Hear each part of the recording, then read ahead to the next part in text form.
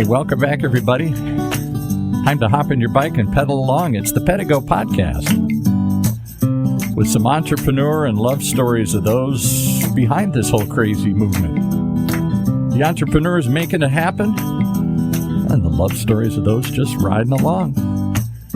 Brought to you by Pedego Electric Bikes. Well, today, we happen to have that intersection that you come to once in a while here, where both parts of your story collide.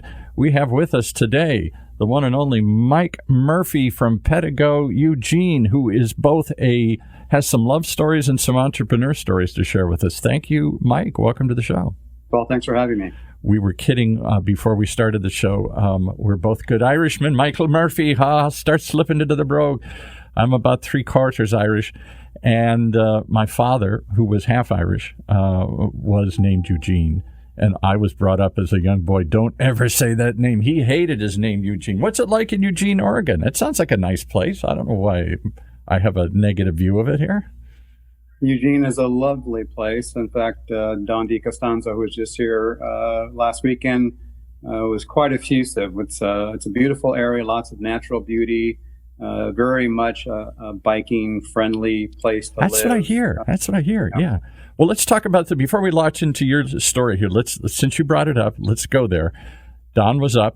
What do you have? The big bus? Was this your what do you call it? Pedegopalosa or something? Tell me what it is again. I always forget. Yeah, it was the Pedegopalosa, and we were the third of 3 stops for Don and Cynthia. Up here in the state of Oregon. They were in Portland on a Friday and Bend on a Saturday, and then came here on a Sunday. And we were grateful to have 50 of our Pedego owners out for a ride and some lunch and some music and some words of wisdom. So it was great. What the heck is it, a Pedegopalosa? What is a Pedegopalosa? Why does Don get this big bus and ride around and throw parties at Pedego stores? You're dealers. I don't have a dealer. I don't go down to my local Chrysler. My dad worked for Chrysler for a million years. I don't go down to the local Chrysler dealership and have a party.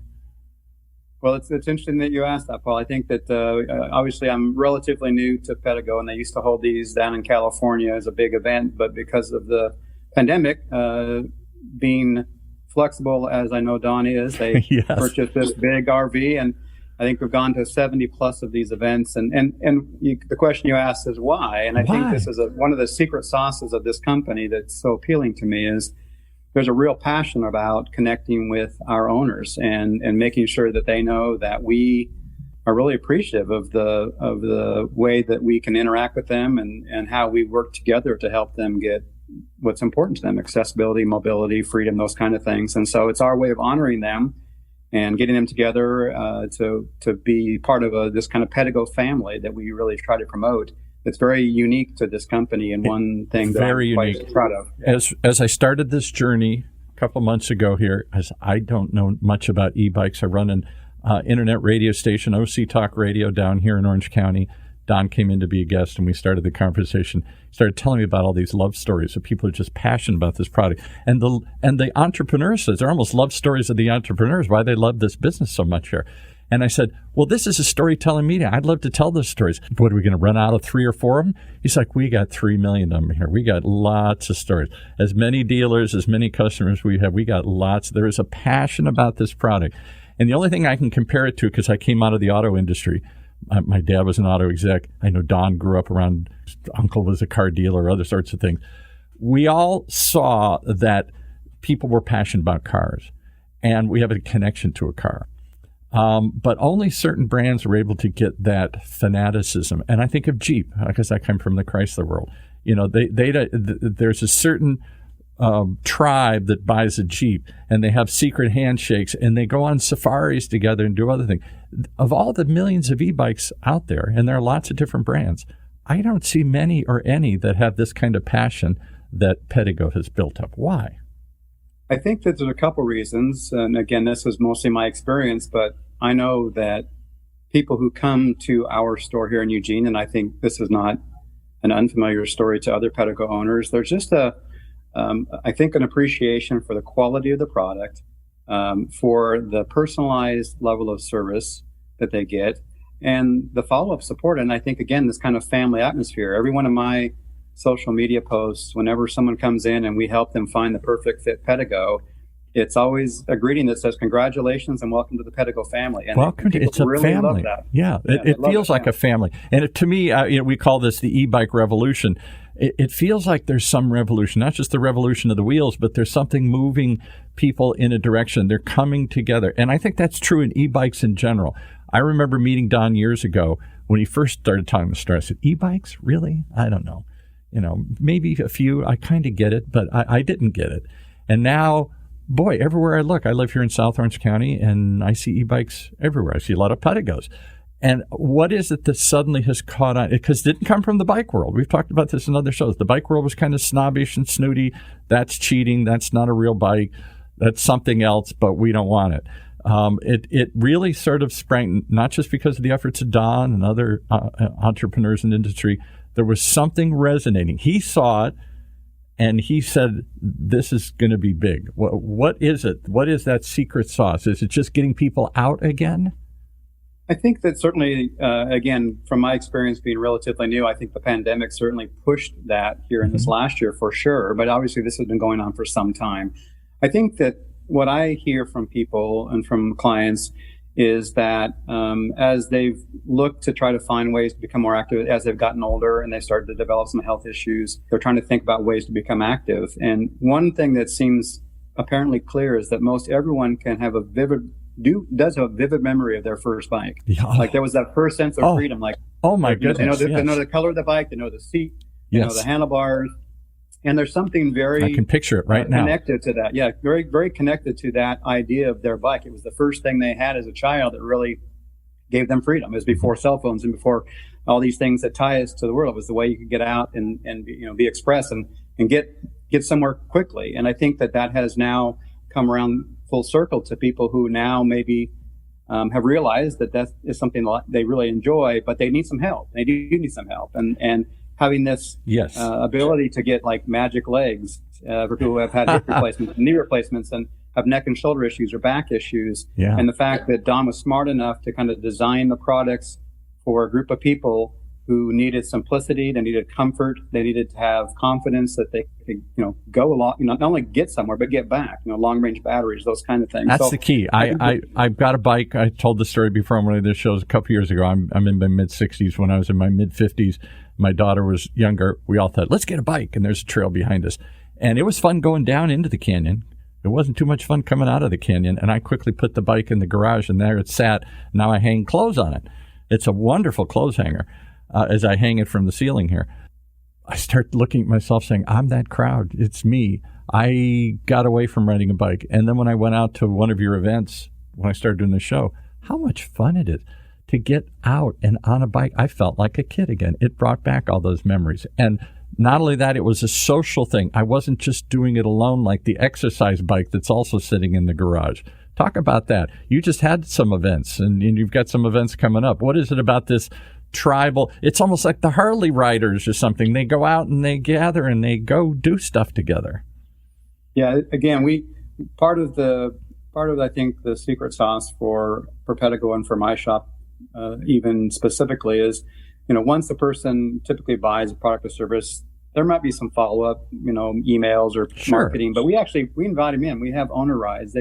We invite them to come in on a regular basis, and we typically will get 10 to 14 people, and we'll take them on a 2.5 hour bike ride where they get to talk to other Pedego owners. They get to find riding partners. They get a chance to get on regular exercise. They get to see bike paths that maybe they wouldn't otherwise get a chance to ride on. And they feel connected to that process. And again, it is a tribe in that way, that this idea that we are with them for the rest of their life as far as the biking process. Riding along, really supporting each other, bringing them together. You're not alone. This isn't just this isn't a toaster that you're going to take home and make toast in the morning. This is something you're going to do. You can do it alone if you want, but there's a community ready to embrace you and ride along with you. Would it amaze you that my wife got a Kia a couple of years ago? One of her 2 cars is a Kia, just a normal Kia, whatever it is, Optima or something. Nobody has ever called us from Kia and said, come on down, let's all take the Kia out and go for a ride. Not once.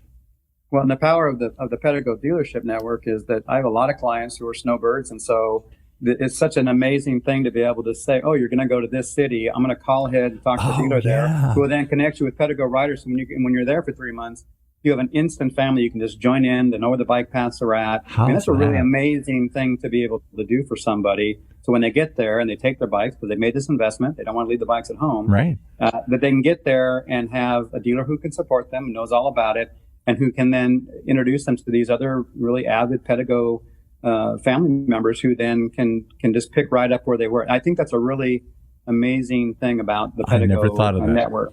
Yeah. All right. Well, let's talk about your amazing story. That's really what we brought you on today, because our whole podcast is about either the entrepreneurs, and we've heard a lot of entrepreneur stories. This was their second act career, or we had somebody on the other day. No, this is his first act career. He went from being a young pro golfer and got injured, and now he's now a Pedego dealer. We've talked about some of those journeys of how and why people chose to be e-bike dealers. And at the same time, I'm seeing, at the same time I see certain patterns. I see certain things every time the story's different. Tell us your story. How did you come to be an e-bike dealer? Because you also are an e-bike lover. Maybe that came first. It transformed your life. Yeah, I had there was no plan anywhere in my life to be an e-bike shop owner, or even frankly owning my own business. I was a banker for 42 years, but I did. You ran like a commercial banker, but you weren't just like the loan officer or something. You were. I had several senior roles in several banking companies, and was a very successful career and a very rewarding career in lots of ways. But as I got closer to thinking about retirement, it was just one of those things where I had just started traveling and was looking forward to doing that. And of course, with the pandemic, it didn't work out. Right. So. Having this evangelist kind of mentality around e-bikes really came from the fact that during all that time, as sometimes happens in a career, you lose track of your physical health, and I had gained a fair amount of weight. I hadn't always been heavy, but over a period of about 10 years, ballooned up to about 300 pounds. I was going to say, can we go there? I mean, sure. We're looking at you right now, Mike. You don't look 300 pounds or even half of that here. I can't picture you 300-pound Mike here. Yeah, I have a picture in my office that I share with people that shows the front half of me at 304 and the back half at 175. And so it took me about 2.5 years. And I think, there's always a level of desperation. People say, well, what was the turning point? And I can't tell you. There's just some point when a person finally says, I got to do something different. Yeah. And so I had ridden a Pedego bike, 7-8 years ago as a rental in San Diego, which I think a lot of people probably got exposed that way. That seems to be one of the ways people first get on the bike. Hey, I'm somewhere, let's rent one, let's try it, it'll be fun. Yeah. Exactly. And then maybe a year or two passed, and I think I just ordered an online bike online, I think, at one point. And I frankly had forgotten about it because it took like 7 months to show up or something like that. And one day they wanted the rest of the payment. I went, well, I guess I'm committed. Yeah. And it transformed my life. I started to use it to commute to work. It was about a 15-minute commute.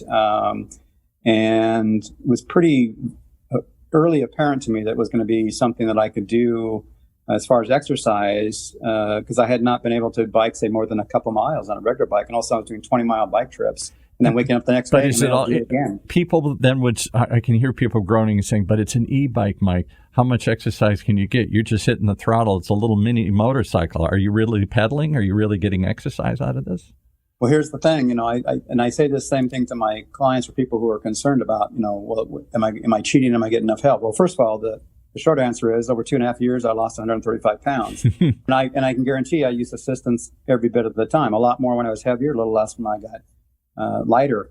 But, if you just sat on your couch and put your feet up in the air and did pedaling in the middle of the air for 2 hours, you're going to drop some calories. So the fact that you get help really is immaterial. The bottom line is you're moving for that period of time. And really, to get healthy, it's about movement. And so, and I think what's beautiful about the Pedego products is that you can dial in that assistance however you're feeling. If you're feeling pretty strong, you can turn it all the way down and sweat your head off. But you also got to come back. And when you come back and there's a headwind and you need some assistance, there's no shame in that. And so I think everybody has a different reason for wanting to do this. But I would say to them that having the ability to have assistance when you need it is an amazing thing. Because even maybe that I was just going to say, maybe that assistance is what keeps you from going back on the couch, because it gets rid of the excuse, oh, that was too hard. Yeah, and even the folks who come into my shop and say, I'm I'm not here for me. I don't need any help. I'm still a really active rider. Right, yeah. It usually is followed by, except for that one hill on the way back home. And then eventually that turns into a conversation where, they can ride the bike, fairly powerless if they need to. But when they start to get that help just for that one hill, they realize that there's value in that. And so I think, obviously the core demographic is those, typically for me, has been people who are, getting back on a bike for the first time in 10 or 15 years and want the help. Right. But there's a new demographic that's coming in and saying, I'm not as concerned about quote unquote cheating as I was before. I just enjoy riding the bike. And if this makes it so I can ride longer, I'm all for it. And I see more and more of that happening every day, which I think is great. I think that's a demographic I didn't know existed until I've heard similar stories. I'll give you one. The guy in New Jersey we talked to, I forgot his name, the Pedego dealer there in, where was it? Somewhere down by the beach in the Jersey shore there. And Cape May, that's where it was. And he said his light bulb moment for him was when he was thinking of getting into this business, his father was dying of cancer. I don't know how to say that nicely. And couldn't get out of the house, wouldn't get out of the house, wouldn't do anything. He'd been a fairly active man, but now he's dying of cancer. He's in that last year of his life. I'm going to get choked up thinking about this here. And he brings the bike over to his dad. He says, try this. Tell me what you think. Dad doesn't come back for like half an hour. He thinks, oh, my God, I just killed my dad. He's by the side of the street. He said, instead, he comes back with a big smile on his face. And he said, can I ride this the rest of the summer? Yeah, Dad, if it'll get you out of the house. And for that last half of his life, that last half a year, he said, it did amazing. It got my dad out. Now, my dad needed a lot of help and assistance to get out and get on a bike. It gave him that. It gave him the freedom again, like a little kid. It gave him to get out into the fresh air again. It gave him a positive head. That's what the guy, the Pedego dealer from, what was it, down around Scottsdale, we were talking to the pro golfer. I said, did this help you rehab? He said, somewhat. But he said, what it really did is help my head, because otherwise I wanted to sit home and moan and groan about how I can't be a golfer anymore because I've had all these injuries. Talk about the psychological effect. We always focus on the physical effect. And for the physical effect, it was dramatic. You dropped a lot of weight, half of your weight. And part of it was because you were getting out and doing it on a regular basis, I suspect. What does it do to your mental attitude, as your mental health as well as your physical health? Just to get out and get it going. Yeah. Yeah. I mean, again, Eugene, is a very beautiful area. And I think maybe being shut indoors, or when you're so focused on a career that's mostly inside, you forget about that. And when you get outdoors and you have the fresh air and you start to feel like you are seeing a really intimate side of the place that you're from, and the beauty that's around you, things that you would miss driving in a car, or that you couldn't get to when you're walking, and only can get, a mile at a time. When you can get 20 miles in your community, it does do something to you mentally. And it's tied also to the physical. As you become more physically strong, mentally, you start thinking you're capable of doing a lot more than you thought you were before. And a lot of my clients are the same way. They come in with lots of health issues, or maybe a spouse that's more active than they are. And all of a sudden, this is an equalizer. The next day, they're on equal par, and for their mental health. I mean, you talk about choking up. I have a lot of clients and myself that have been in tears because of how amazing it's been to have, really overnight the ability to do something with a partner, a spouse, a grandchild that have never been able to do, say, in the last 10 or 15 years. And that is life-changing. And I hear that word a lot in my shop. I didn't think I would, but even in my own experience, it certainly has been life-changing for me mentally. So you were in banking for a long time. My wife was a branch manager. I won't say the big bank chain down here, until she was forced into retirement during COVID after a 30 or 40-year career she was a branch manager and other things. And two things. I wish I'd known about Pedego bikes then, because she was sitting at home suddenly. She wasn't a golfer. She wasn't going to watch TV. She was active. She'd worked her whole life. She loved people. She loved being out. And suddenly she was without purpose, alone, cleaning the house 100 times a day, until she finally found some other meaningful. She got involved in charity, and that helped to fill some of that time, and grandkids filled some of it. But still, there's kind of a little hole there. Because her social world was through the work. And now when that's taken away, we realized how little our social life was. Just sort of, it wasn't neighbors anymore, because we didn't have kids. We're all playing softball together or something here, that it was through work. And take the work away, What was it like for you to make that transition out of banking? Was it difficult to find friends and find community after you get over, I'm going to travel the world, now what am I going to do next week? Well, I was a pretty mopey guy when it hit me that my plan for retirement wasn't going to go as I thought it was. I mean, it didn't take too long. I retired on July 3rd of last year and slept on July 4th just for fun. And then on the 5th, I started realizing that all these plans for travel probably weren't going to happen. And I did have kind of a mental decline for a bit. And luckily it only took maybe a few weeks before I stumbled across the space that ultimately became the place where I opened my bike shop. And again, that whole thing was like, it just came from out of nowhere. I mean, I wasn't like thinking, gosh, what do I need to do for money? That wasn't an issue for me. Right. And then out of nowhere, I thought, well, I think I'm just going to open an electric bike shop in the middle of a pandemic, in the middle of winter.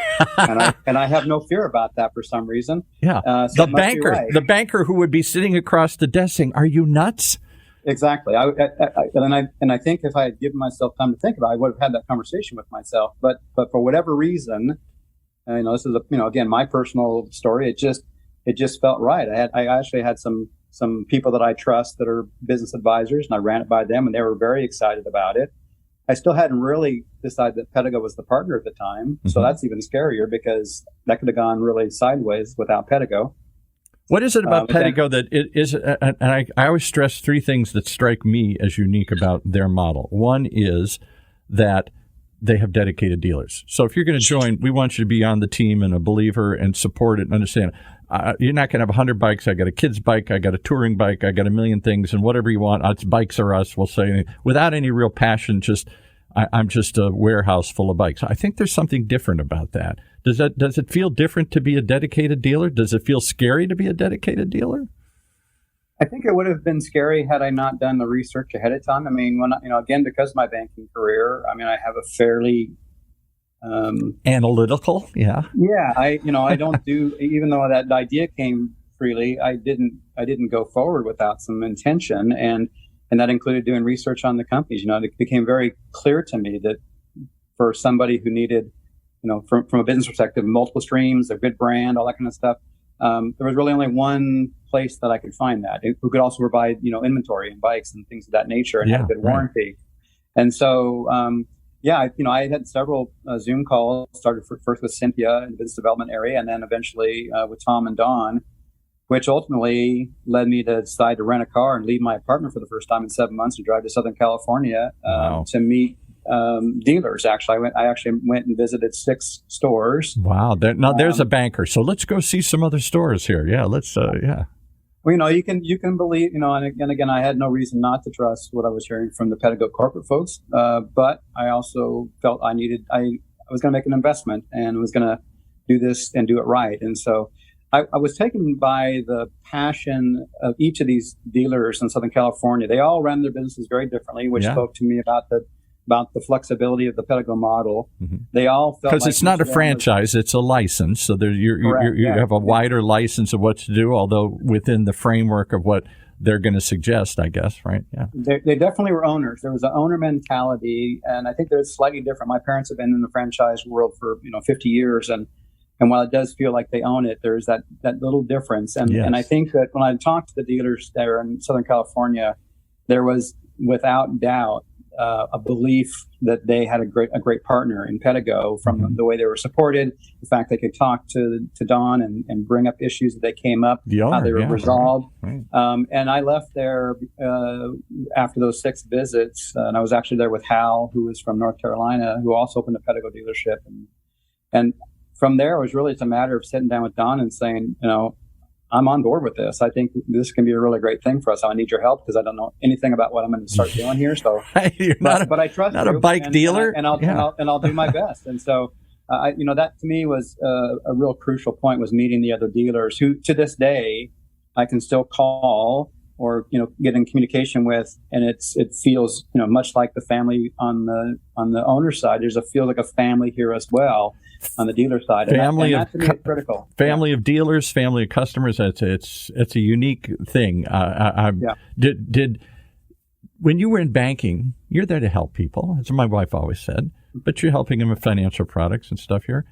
She said too often people come in because they're angry, they're upset, something's screwed up here, or something's wrong here. So as banking got on, she got worn down by it. It wasn't so much the helping and the service as it was the selling the products and supporting the products. And when they started calling them products, it used to be a checking account. Now it's a product. And when we see on your screen, you've got only 2 of our products. We need to sell you 3 more. She didn't like that transition from banking, which was very service oriented because it was very regulated. Everybody had the same product. What differentiated was service. Talk about that in this. What's it like serving this product in this community? And is it different than what you felt when you were in banking? Sure. Yeah. I mean, I have no regrets about my banking career. I learned a lot. I grew a lot as an individual. I worked for a lot of great banks. I worked for a lot of not so great banks. And I've been through good sales cultures and bad sales cultures. And one of the things I would say about this is I don't feel like I sell anything in this career. That's what I hear. People come to be educated, and we try to help them. We try to help them find what they're looking for. And that sounds cliche, but I also would give kudos to Don for partnering with some really good sales training people. Joe Marcoux, who is the person that even though I've got an extensive background in sales training, I wanted to be humble enough to know that I didn't know the answer to this. Yeah. And the reality is, most of my staff don't have sales backgrounds. They're relationship people, and they're teachers, and they're patient coaches, and they are there to educate and help people and let the bike do the work for us. And because I believe in the product and I believe in the support, and so the reality is now I feel like my contributions are even more personal. Not that people didn't get excited about getting a loan, but I never had anybody sign loan papers and go, "Wee," or "Yay." That was the most fun loan signing I ever had. It never happened to me. Exactly. Because I knew they were in debt. And even though some people, they're spending a good chunk of money on these bikes in some cases, to them, it's a much more personal interaction with us. And to me, it's a much more personal interaction because we're talking about their health and their mobility and their freedom. And those concepts, certainly you could probably find a place to get that in banking, but it's different. It's entirely different. The relationships are different. And I say more so the last 10 years because I watched her evolution. She worked for the big ones, B of A and those kinds of things. And when they started coming along, the culture changed from service, hey, let's spend a lot of time to service you, to no, next in line, and let's sell them more products. It became less of a service culture and more of a sales culture. At least that's what she felt, and that's what I observed. You seem to be the opposite, more of a service culture, and the sales will take care of itself. If we serve people, they'll see the value in this and they'll do it. I think the other thing that's unique about it, and I just keep stressing this, is this crazy idea of renting the bike. I can't go rent my Kia before I drive it. Talk about that. I think that's powerful. You can tell me all day what a great bike it is, but until I get on it and go, wee. Yeah, it's a big piece of our business. I mean, it's one that I need to get better at. But I can tell you that it's also rewarding because people come back from that, and it's invariably that was the most fun thing I did today. Yeah, right. And that's pretty rewarding. But it also does introduce people to the brand. I will tell you that in my shop, people can ride our demo bikes all day long. I don't make them rent a bike. To me, part of the experience and part of the advantage of a Pedego dealership is I carry a lot of inventory because I want people to come in there and because I want them to ride as many bikes as possible. Right. But if they can ride all of them in my store, different brand, different sizes and styles, then I'm doing them a service. They don't have to run around to 6 different locations to do that. Yeah. And that's been very successful. So the rental piece is important to us, and I use that in partnering with other businesses in the area that I work with, the hotels. And it's a good introduction. But I also will tell people, if you rent and you want to use that towards a purchase, we'll give you credit for that. But if you don't want to rent, you just want to ride the bike, come around and try bikes all day long, we'll do that with you because that's part of us. That's part of our mission to help you find ways to find the perfect fit for you so that you'll ride a bike for life. And so they both work together for me. And frankly, I think that the rental piece is one of the smarter things that Pedego has done to bring in the idea of let's try it before you buy it. Well, you said it. If I'm going to invest in something today, I want it to last a lifetime here. Too often, they don't last but a season or two, particularly things that I think are going to be fun. I had a canoe once, and I did it for like a season, and then it was a pain in the butt, and it's still sitting hung in the garage somewhere. The stationary bikes and all the exercise equipment we bought through the years, it somehow fizzled and fell apart. And I don't know if it fell apart because there was no support, that we didn't have sort of accountability partners. Hey, get on the bike and get going like you do at a gym. I didn't know if it fell apart just because it wasn't as much fun as I thought it was going to be, or if it just fell apart because my life changed. But whatever it is, I see people changing into the bike and changing them. That's what's hearing more. We've had some regular customers, how they didn't adapt the bike to them. The bike sort of almost took over and led them in paths they didn't see before. I don't know. Is that too weird? But it seems to be something there. But there's definitely something there. And I think that that's a consistent theme that I hear from clients, is weren't expecting that, especially once they get the right bike and the right fit. So it takes time to make sure that this is something that's customized for them. And Pedego gives lots of options for us to do that. And we take the time for it. And once you find a bike that fits, and then you get this additional kind of miraculous ability to be able to have magic legs and be able to go places you've never thought. I love that, magic legs. Yeah, right. And to feel the benefit of being out in fresh air and being in nature and being with your partner or your grandkids. Those things I don't think you can't really hand them a brochure and read that and get what that really means until you do it. And there are so many people who come to us and say it's life changing.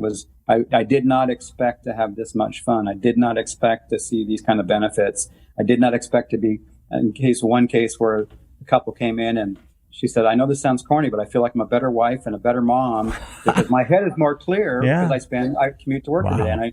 And her partner had lost 15 pounds in like 2 months from commuting to work. And they were just giggly about this whole thing. And I thought, this is why I'm here. This is amazing to be part of this. And they were so appreciative and so grateful in sharing the story with people who just walked to the store randomly, volunteering this to them. To me, that makes this whole thing worthwhile. I doubt people got too giggly when they left the bank. They might have been happy, but they probably didn't giggle on the way out here. Not very often. Well, I'm giggling the more of these stories I hear. It's starting to realize there's a deeper story here. It is like a revolution. There is a movement. There's a change afoot here. And I'm thrilled to be riding along with you. If people want to ride one of your bikes, if they want to come and hear your story, because it was life transforming for you too. What do they do to reach you? How do they find Mike Murphy in Eugene, Oregon here? Sure. Yeah. So we're located at 199 East 5th Avenue, suite number 5 in the 5th Street Public Market District. We've got a big, huge, bright orange bike mounted up on the roof which says Pedego. It's a classic Tommy Bahama model that Don and Tom gifted to me when I opened the shop, if I could get it on top, which we've done. And we can find us at www.pedegoeugene.com is how you find our website. And if you feel like you want to text us or chat with us or email us or call us, you can do all those things all via that website, and we're happy to help you in any way that works for you. So we appreciate that. Everybody always ends by saying happy to help you. You guys really seem to be happy to help. That seems to be why you're in this.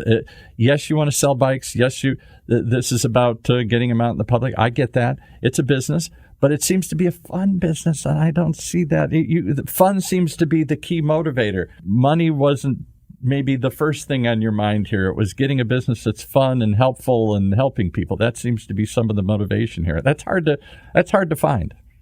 It's always been my motivation, and even when I was a banker, to help. And like I said, sometimes the environment doesn't allow you to do that. But This is my business, and I get to run it the way I want to. And money wasn't the primary motivator. Having said that, we're certainly having a fantastic initial year. But even if I wasn't, the relationships and the knowledge of the lives that we're changing just by helping people find a solution to things they're looking for is probably the most rewarding thing I've done in my career. And money, as nice as it is, it really just helps you help more people in a certain sense too. You can do more things and more volunteers and more activities. I love your story. It's an amazing story. It combines both of our stories, not just the entrepreneurial story, not just the second career, second act story, which I've heard many times, but the life-changing love story of an e-bike enthusiast. It's amazing to hear all that. Thank you so much. Michael Murphy himself is on the air with us today from Eugene, Oregon. Thanks so much. Thank you, Paul. All right. Well, there you have it, folks. One more reason that you got to tune in each and every week to the Pedego Podcast as we ride along with the entrepreneurs who are making this revolution move forward and the love stories of those just riding along. Right here in Orange County's only community radio station, OCTalkRadio.net.